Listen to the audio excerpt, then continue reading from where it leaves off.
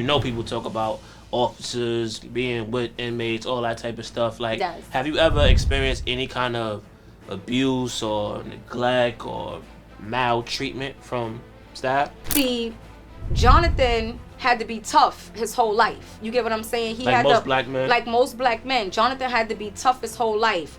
Jonathan had to be at a young age. He was incarcerated at 12. He was in the streets. I was able to see take those barriers down that he kept up and see his heart. Not for what the world see him as. So the world may saw him as whatever they called him. I saw him as Jonathan. Call me officer. That's what you call. You call me officer. Oh, not the bad. Ladies and gentlemen, welcome to another episode of How to Beat the Streets podcast. And today, I got Harlem's own man, my family, the author of Karma and Love, Tameka Lee. What's going on? How you feeling, family? What's good? What's up? How you feeling today? Well, I'm feeling good. I'm excited to be here. This is a positive step for both of us, being that we are related. This is a positive, such a platform to speak. You a talented author. You got 2 books you published out on how to beat the streets. You have this podcast going, How to Beat the Streets. I'm a retired officer fighting against the justice system, also having a loved one incarcerated. So, you want to get into it? I'm doing good. All right. So let's get into it. So when we think about karma and love, what does that mean? What does that phrase mean, karma and love? Let me see that good old book. All right, I'm going to show you this good old book. Okay, so this is the book, y'all. Karma and love to me is like, if you believe in karma, you know what goes around comes around. And everybody think that karma is bad, but in my instance, it was good karma. So this is basically about how I was an officer and I treated incarcerated people bad. I only seen it from one view. When I mean treated them bad, I was a very stern officer. I was very mean to them. And then God sat me in that same seat and allowed my husband to be the one that's getting that type of treatment now. And I ended up being an officer married to an inmate, as they say. And that's just where my karma began. I was that officer who said, I would never talk to an inmate. And then look, that's my karma. So, all right, you from Harlem, you know what I mean, born and raised. What was it like growing up for you? Growing up in Harlem, for me, it was the best experience ever. Ain't no place like Harlem. It was definitely a great experience for me. It taught me how to balance both coming from an area of poverty, the projects, St. Nick, to growing up, having my own, living in the suburbs. So it gave me a sense of balance. It gave me a sense of dynamic. It opened my eyes to a lot. It just opened my eyes to a lot. Now, you know what they say. You got to pass the test. If you're from Harlem, there's certain schools you had to come by, you know what I mean, or go through. Right. What middle school you went to? I went to PS 92. Okay. And then I also went to 195. Oh yeah, she's classic. All right. 195. What high school did you go to? Randolph. Oh, okay. I went to A. Philip Randolph. She passed the test, y'all. She's really from Harlem for real. So, what's one thing you love about Harlem? The culture. Ain't no place like Harlem. You know what I mean? I love Harlem culture. I love Harlem vibes, and I love the Harlem shake. She used to get crazy too. She used to get crazy. You know. How has Harlem shaped the person you are today?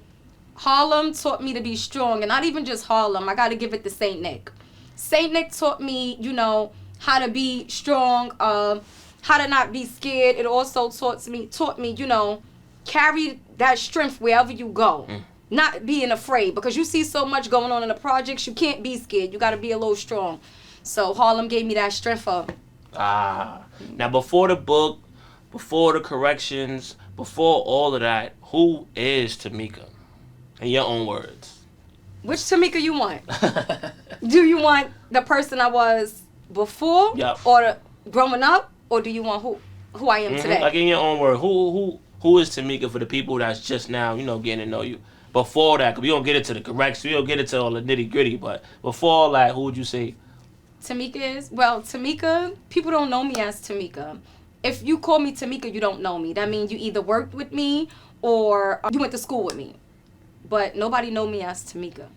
But then, oh, mama. They know me as Mama. Yeah, let's talk about mama for a minute, because you know, well, when I brought you up here, I wanted people to get this other side that, you know, the articles don't know, the TV shows you've done. Like, I see a lot of your work, which is great, but I do want people to understand, like, I know a different side. I want to give them a little glimpse. I know they out there like, she this, she that, and I be getting mad some days in the comments. That's my cousin, chill out. But I just want them to get a glimpse of, like, you know, just a little bit before all of this. Who you was, what did you like before, who you thought you was gonna be, what your college major was, did you dance, did you hoop, you know what I mean? Okay, so I'm gonna let the world in on who Mama is, because that's what everybody know me as. Before Tameka Lee, before Corrections, I was Mama. I was a dancer. I danced at the Apollo. I danced in the Harlem Parade. I also was a fighter. Always got busy with the knuckles outside. And that's just a part of me that. And I'm also was a cool person. Loved to jump Dutch. I was just dancing. I was just a dancer. I did shows and a couple of MTV shows as a kid. I did a lot. That was who I was as Mama. But I gave the world to Tameka. After high school, what did you do? Like, immediately after 12th grade? Immediately after 12th grade, I started working in the Wax Museum. I started working in the Wax Museum. I got a few tickets. I got a few tickets to the Wax Museum. Yeah, I used to hook my family up with the tickets. Come on, y'all want to come see these statues here? I got y'all. But yeah, I started working at the Wax Museum, and I felt like that wasn't for me. I went to school for court reporting, stenography, and I just felt like I always visioned that I would be working somewhere in criminal justice. So I then began to pick up my passion and go to school and get a degree, and then pursue my career. So what degree did you go for? Well, the first basic degree I went for, I actually was going to school for nursing. I really don't know how I ended up in law enforcement, but I had a passion in my heart for law enforcement, being that my sisters was the first one to be an officer. Okay. So you went to school, nursing, then you switched over to law enforcement because of the family background. And how did you get introduced to corrections? How I got introduced to corrections was, I'm like, I just love what they do. When I used to watch them, mind you, I used to dance in a parade. So I used to see correction come through, walking in a parade. And I'm like, oh, I want to be a correction officer. Okay. I actually wanted to be a correction officer. Yeah, I wanted to go to jail, and I wanted to see what culture was like behind bars. So I actually wanted to be a correction officer. All right. And it's an educational show as well. I got a lot of young people that watch this show. So what are the steps to becoming a correction officer? Like, let's give them a little bit of game. If I'm a young man right now and I'm ready, I want to do this young woman right now, what is the steps to becoming a correction officer? All right, so the steps basically to become a correction officer, number one, you got to finish school. Okay. You got to start building your foundation if you want to be successful in life, right? So I would say go to school. You have to have 39 college credits. They give you the rest of the credits to make up 60 in the correctional academy, which is equivalent to your associate degree. After that, you must go through a lot of vigorous training. You must be strong mentally. It's not a game. And you can do it if you put your mind to it. Look, I'm very little. You could do it.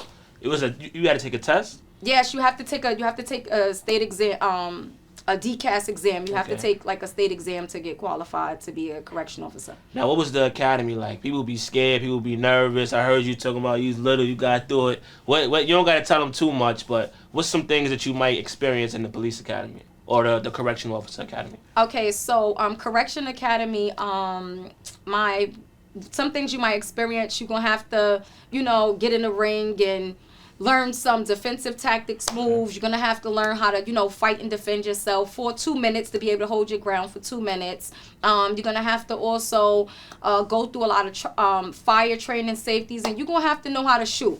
You're going to have to know how to shoot. But it's not all about carrying a gun, though. It's about just being aware of making a career for yourself that's able to take care of your family and your kids. Right. And, I want to make sure that we share things like this because as a teacher myself and someone who works with the youth on a day-to-day basis, I don't want them to see these careers and think that it's so far-fetched. Like, even them, they ask me how to be a teacher, I tell them exactly what I did. I joined this program called Teach for America. I went on an interview, I did a demo lesson, I got hired. That's it. You know what I mean? I want, the kids need to see more people, and we all have to explain how we got to where we need to, where we got, because that's how we, stop all the gatekeeping. You know what I mean? Like, we got to open up the doors and just share these experiences. So that's why I asked you. Okay. Now, it's interesting when you from, the projects, or you grew up, in urban environments, and then you get into that correctional field. Like, what was that like? Now you got the job, you in there. Woo! Your first couple days in the joint, like, what was that like? It was just like a real crazy experience, because mind you, I grew up in St. Nick Projects. So all the people that is coming to the jails is from St. Nick Projects. They know me. So crazy. I'm like, they're like, yo, mama, yo. I'm like, You seen people you knew from the block in there, for real? I knew everybody from the block. I would shout them out, but I knew everybody from That's the block kept coming through. So it's like, when I get off work, one day these people will come out. I got to go back home to these projects until I move. So how to move professional, how to keep my job professional, and how to treat them with respect. So I had to, let them know, hey, yo, don't call me mama at work. Call me officer. That's what you call. You call me officer. Not the badge. You call me officer. So, give them a story. What's like one of the most craziest stories? It's a podcast. They want to know. What's one of the most craziest stories you experienced? You know what I mean, when you was in there? Well, and really, back there behind bars, you can't make this up. Like, the stuff that you see is like, really, it sounds like a movie. But one of my most crazy experiences was I was in a blood house, and I want to talk about the kids too, but I was in a blood house, and I was doing something called OJT, which is on the job training, where you just go scout out the area and you do your tour there, your shift. So my partner seen somebody pass somebody a Vaseline jar, but the Vaseline jar had a scalpel in it, and little did I know, they opened a Vaseline jar and cut somebody. It was blood everywhere. Dang. And I got caught in a all blood melee. Wow. And that was like my first experience walking into jail. Dang, that's crazy.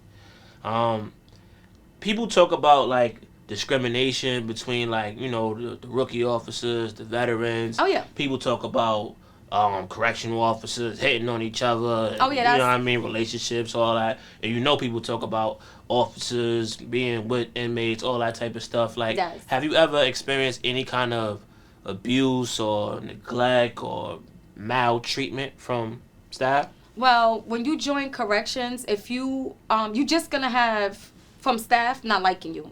The staff is not gonna like you, especially if you're a female. You got it harder, because if you're a little too slim, they ain't gonna like you. Especially they got a lot of time on the job and they overweight. Yeah, they ain't gonna like you. They gonna bully you. They gonna try to bully you. They gonna keep sticking you on post saying you stuck. You can't go home.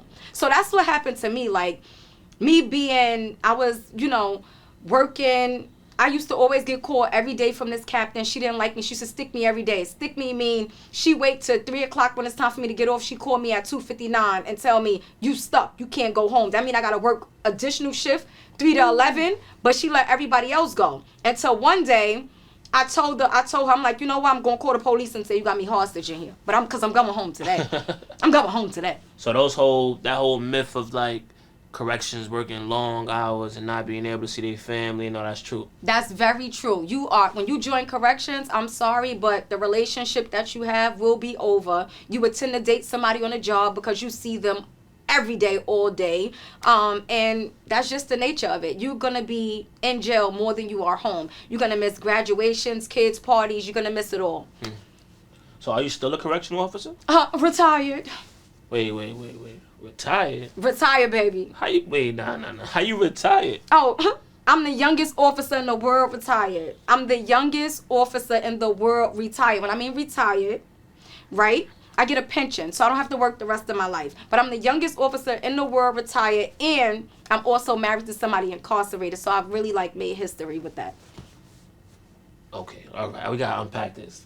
If you could tell, I don't know what's going on here, you know what I mean, but if you could tell, How was you able to retire so early? Because everybody want to do that. All right. So I was able to retire so early because it was God's plans for me. I believe like everything truly was God's plans for me. But I ended up getting in a situation at work where I was assaulted by somebody who worked there. And it was unsafe for me to now return back to work because I then got into my relationship with the love of my life, Jonathan, who's incarcerated, and I had officers now threatening me.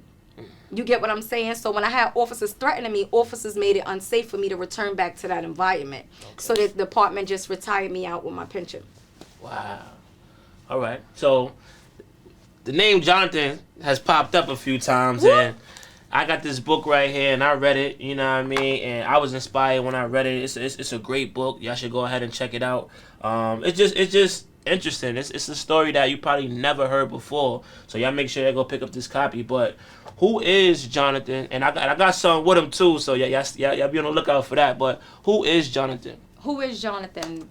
Jonathan is everything to me, and I always express that to the world. He's my best friend. He's my husband. He's my children's father. He's the love of my life. He's just a great individual to me. When I mean great individual to me, you know, it's good when you can connect with somebody and the feelings is mutual. So he's everything to me.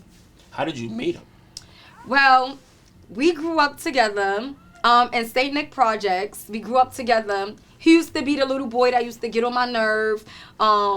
He used to write me love letters. He used to get me in trouble. My mother thought at 12 years old, this was my boyfriend, Jonathan. And it wasn't. And then to this day, she'd be like, I knew something had to be going on because it ain't no way. It ain't no way it happened like that. But now, for the people, we ain't going to give him too much, but all right, y'all from the same neighborhood. He going through what he going through. How is he able to spin a block and put the ring on your finger, and now y'all together, and you in it? Like, how did y'all rekindle? How do we rekindle? Jonathan been sending me love letters since 12. So, throughout the time where I was being an officer, he resent that letter back. Oh. He spent the block back.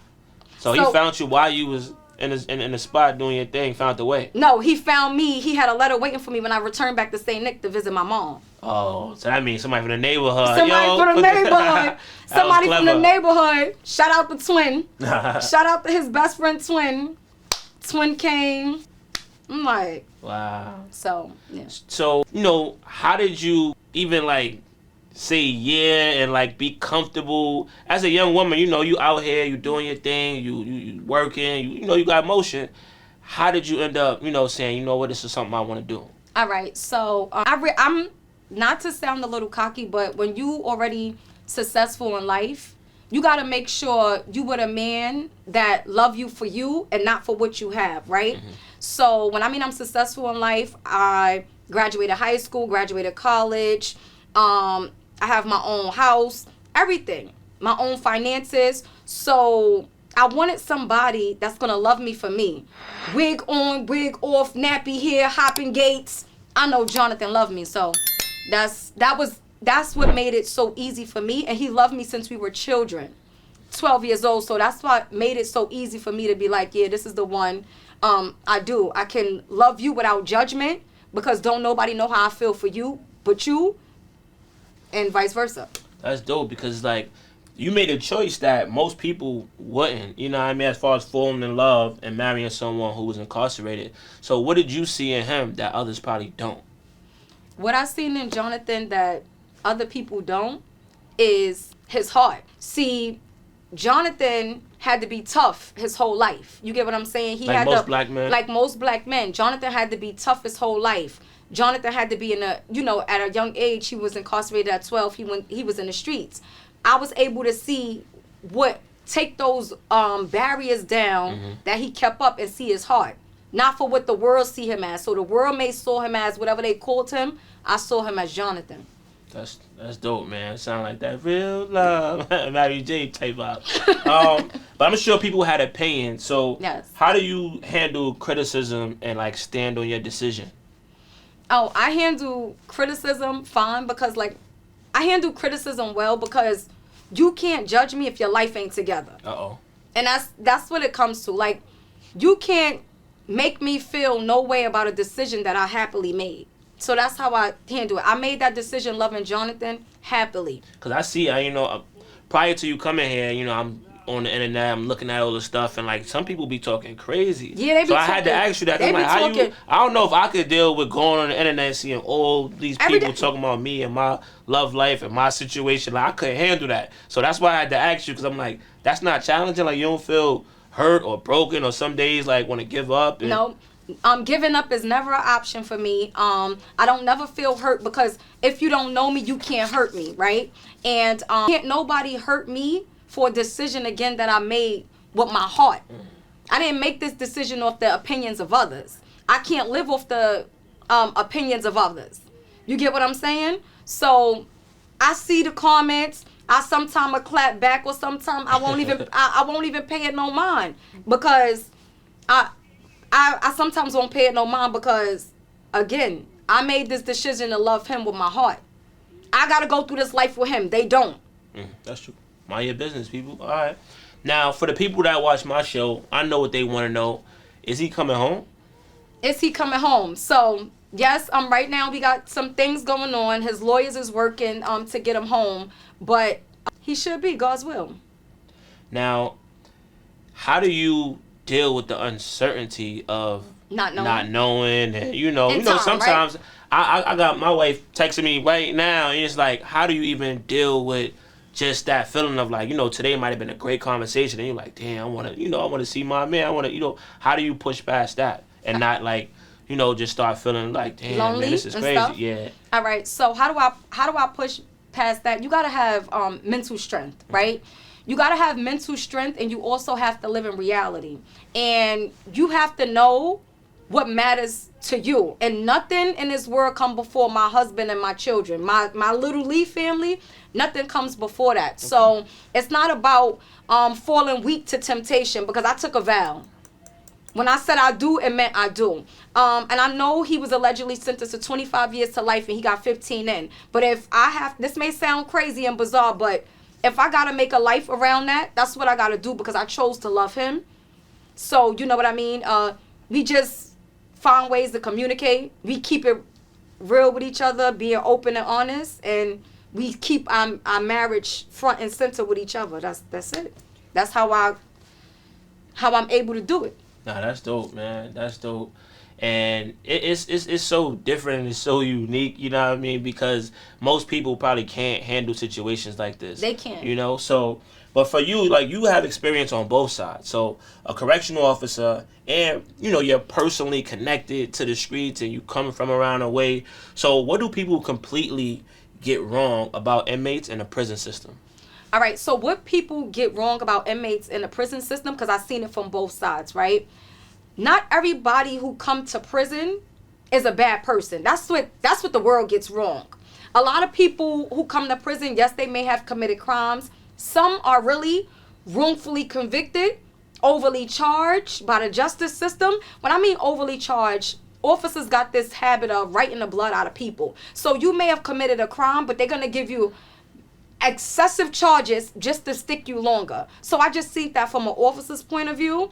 But that's basically, how it goes. And if you could say anything to people who don't believe that change is possible, redemption is possible, what would you say to those people who just look like, nah, man, whatever he did?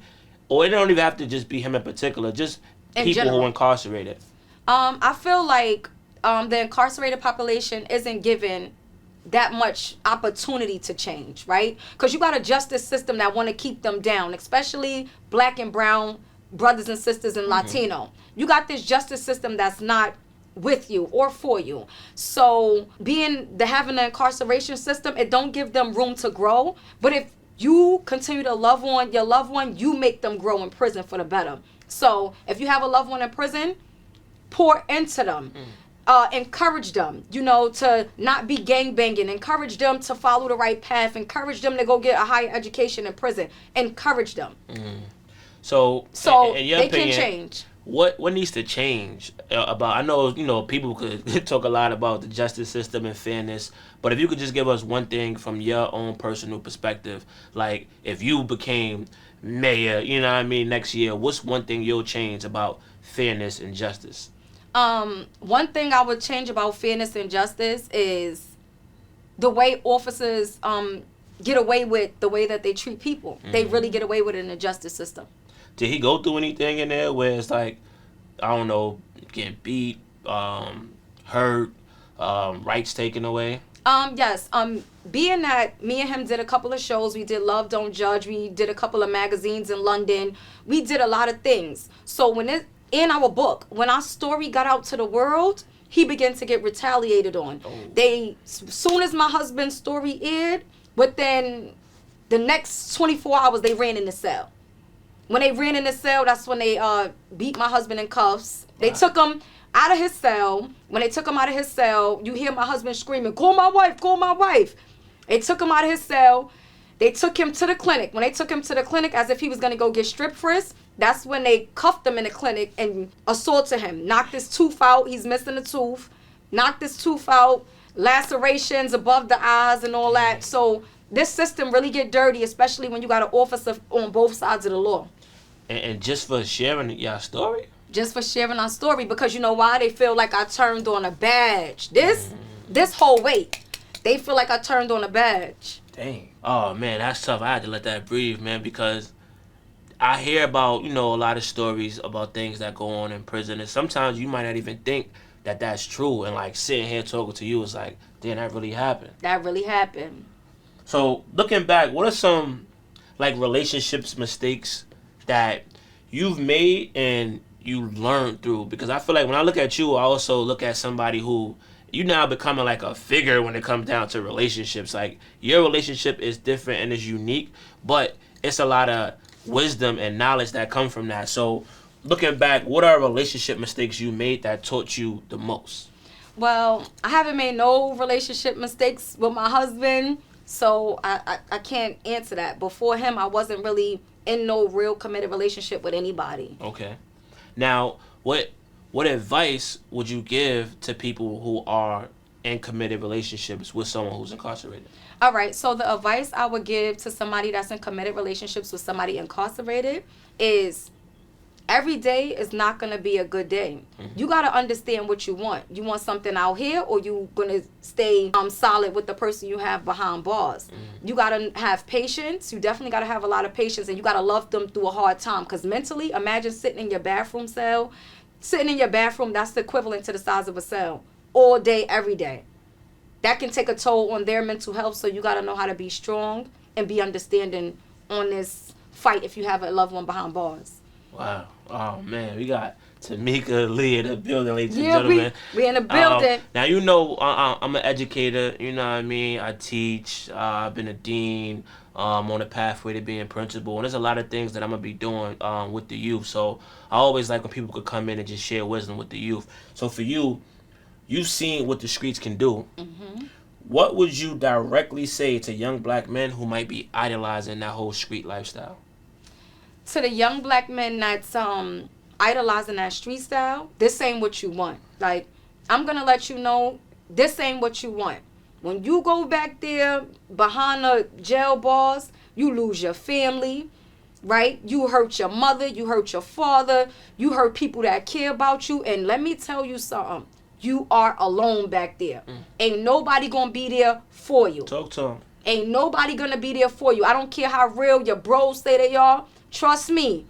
The minute you back there in that cell all alone, you're going to be trying to call people. Ain't nobody going to pick up the phone for you. You don't want to put yourself in a predicament where you just lose everything and everybody by coming to jail. Now, for the youngins, 12, 13, 14, 15, have you ever been in a facility with the youth? Yes, I've been in a facility with the youth. I did an OJT in RNDC, which is the youth. They have a school there, but it felt so sad to me when I seen a 15-year-old boy in there for murder. And he was 15, he was in there for murder. And his story was he had no parents. That was his excuse. He turned to the streets. And he didn't care about anything at that moment, He just really wanted somebody that would listen to him. But it already was too late. Dang. It was already too late. So any youth, it's not the place you want to be. Like, it's really not the place you want to be. Damn, man. And how are they treated the same, or do they have better treatment? Does it look the same in there? Like, I'm trying to visually give these kids a visual of what it looks like in there. It sells. It don't matter if you are a teen or adult. It sells. So you're gonna be 15 in the cell. You're gonna be locked in. The husband, but he about to chime in on the interview. You know, he's calling from behind bars, but yeah. Now, for the young woman, you know, what advice would you give to young women navigating this lifestyle? You know, there's a lot of things going on out here. Teen pregnancy, just being followers, getting into too much stuff, not wanting to listen to their parents, being in that outside culture. We talk about young men a lot, but there's a lot of things that young women experience out here too. So what's 3 pieces of advice you'll give to young women as they're about to navigate this summer? All right, so 3 pieces of advice I would give to young women is respect yourself. That's number 1. That's the most number 1 thing you could do. Respect yourself. Listen to your parents. You got your whole life to be an adult. You can enjoy adult activities when you become an adult. Save your youth. Preserve your youth. Look beautiful and enjoy life the best way you can while you're still young. Ooh, okay. Now, you're a mother yourself. You know, Mother's Day coming up. What are the things that you've learned, you know, throughout life that you try to pour into them? Okay, well, just one or two. 1 or 2 things I try to pour into them. Surprisingly, I got good kids. I don't know how, but it's not surprisingly because it for me, I learned from just working with so many families. It's because of you and how you live your life. Yeah. Because that's all we see as kids. Like even for me, I'm an educator, right? But my mom's always valued education. Yeah. So growing up, I had to communicate. What's your problem? Talk to me. Oh, here's the book about sex. Here's a book about the streets. Oh, let me take you to this visit so you could talk. Like, it was always education. And now I'm an educator. Right. So it's never surprisingly, it's always because of what you show as a parent. Right. You know what I mean? So, but keeping them good, that's not easy. So, like, how do you keep them out of the loop? Even your daughter, like, she getting older. Like, how do you 16. keep her out of the loop? Right. How do I keep her out of the loop? Is by giving her things so she don't have to sell herself short. Right. Making sure... Message. So giving my daughter a good life so that she don't have to sell herself short. You get what I'm saying? And that's what it means. If you bring home good grades, you could get whatever you want, and that's what me and her dad stands by. That's dope. Now, when we think about this book, what is something that people are gonna walk away with when they get to that final page and they read this whole thing? What's something that they're gonna walk away with? Okay, so something that they're going to take from the book Karma and Love is realizing no matter what difficulties you may face in life, what adversity, it's always room to grow. It's always room to grow. It's always room to live the life that you truly want to live. It's always room for that. No matter where you come from. It's not where you come from, it's where you go. Woo. Now, for the people that feel stuck in their environment, you know what I mean? Like, they... not getting the job that they want, they not meeting the friends that they want to meet, and they just stuck in that, you know, that neighborhood. How can they beat the streets? All right, so the first way to beat the streets is to leave procrastination alone. Ooh. That's your enemy. So if you are stuck on bad habits of procrastination, that's your worst enemy. You can't leave an environment that you're stuck in by procrastination. So you got to leave procrastination alone. Part of the show is called Mama Love Gems.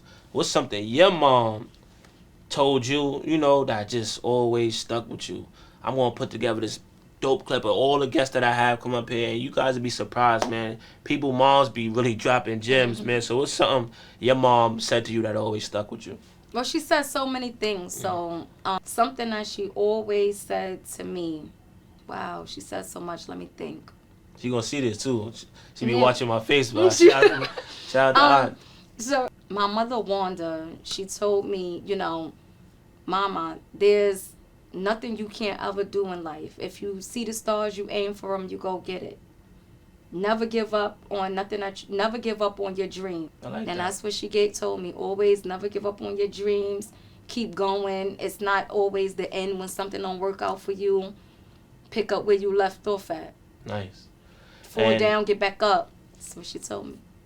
when we just think about motivation, what's a song, book, poem, movie, Bible scripture that just kind of like keep you going, get you motivated? All right, yes.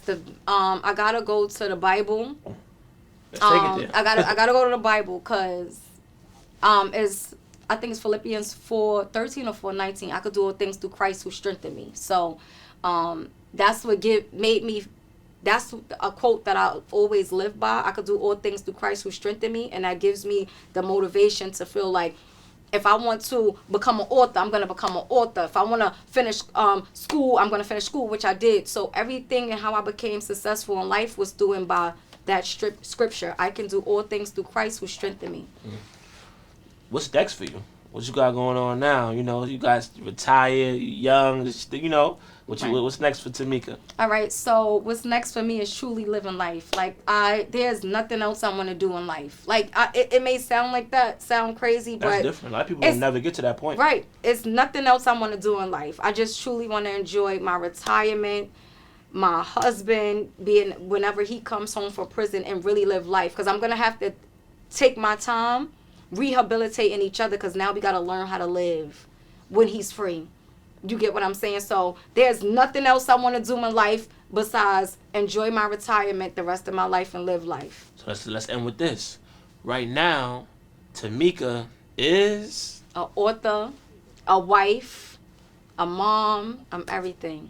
I'm everything that I put myself to be. We did it. Oh man, I had Tameka on the show, How to Beat the Streets. But is he on the phone? Cause this is exclusive right here. Yeah, baby. You got any words before we end the interview that you want to share with the people, man? We just wrapped up How to Beat the Streets podcast featuring Tameka Lee, and you on the phone. This is dope, man. You got anything you want to share with the audience? Yeah, thanks for showing that. Thanks for hearing it. But for the youth, man, the youth, stay in the schools, getting them books.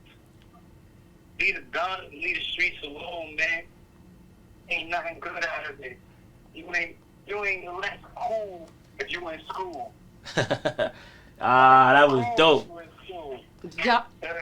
Y'all, and make sure y'all go get y'all copy of How to Beat the Streets by Ramel Nearly. How to Beat the Streets by Ramel Nearly. Definitely dropping jewels for y'all. Yeah. Go check out Karma and Love. All our books is on Amazon. Where they can follow y'all? You can follow me on Instagram at Upscale Behavior. And a Fight for Justice. A_fight FIGHT. The number 4 Justice. We on Instagram. I hope y'all. There's a couple big pages out there, you know. Our page is connected, so it won't be too hard for y'all to know.